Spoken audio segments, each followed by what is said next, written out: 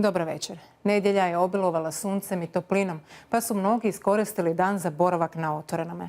Oduševljenje vremenom pokazao je i ovaj gnjurac sunčajući se na kamenu. Idućih se dana također očekuje obilje sunčanih sati, tek će rijetko biti oblaka na nebu i to većinom onih visokih, koprenastih, pa će vrijeme biti gotovo pravo ljetno. Naime, prostorno polje visokog tlaka zraka zadržavat će se nad našim krajevima bar do idućeg vikenda, a po visini će stići još malo topliji zrak, posebice u srijedu. Sutra će dan u istočnoj Hrvatskoj početi svježim, ponegdje uz rijeke i maglovitim jutrom. Uz uglavnom sunčano vrijeme temperatura zraka će od jutarnjih 11 do 14 stupnjeva danju porasti na 26 do 28. Vjetar slab, poslijepodne ponegdje do umjeren sjeverozapadni.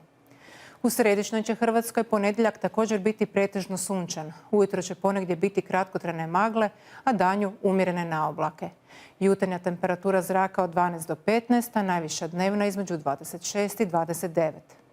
Na zapadu zemlje sunčano, uz povremenu malu do umjerenu naoblaku, a po kotlinama, posebice Like, ujutro će ponegdje biti i kratkotrajne magle. Na Jadranu će ujutro puhati slaba, ponegdje i umjerena bura, a danju tek rijetko umjeren sjeverozapadnjak i jugozapadnjak.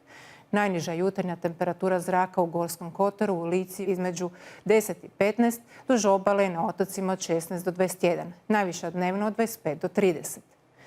Na srednjem Jadranu i unutrašnjosti Dalmacije sunčano uz povremeno malo oblaka, uglavnom onih visokih. Nakon slabe i umjerene bure u jutarnjim satima danju će puhati sjeverozapadnjak, uz obalu ponegdje i jugozapadnjak, pa će more biti većinom malo, na otvorenome i umjereno valovito.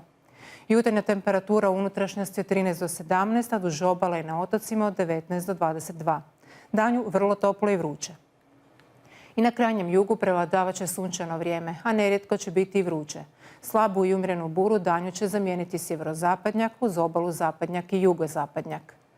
Stabilno, suho i pretežno sunčano zadržat će se i idućih dana, a s obzirom na to da će temperatura zraka još malo porasti, posebice u utorak i srijedu, nerijetko će biti vruće.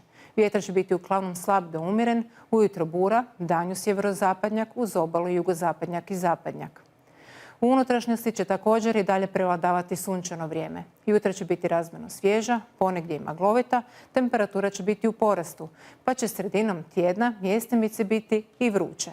Vjetar će biti uglavnom slab. Veći dio ovog tjedna obilježit će stabilno i sunčano vrijeme. Poslijepodnevna temperatura bit će oko 30 stupnjeva, pa će vrijeme biti gotovo ljetno. Ugodan vam nastavak večeri.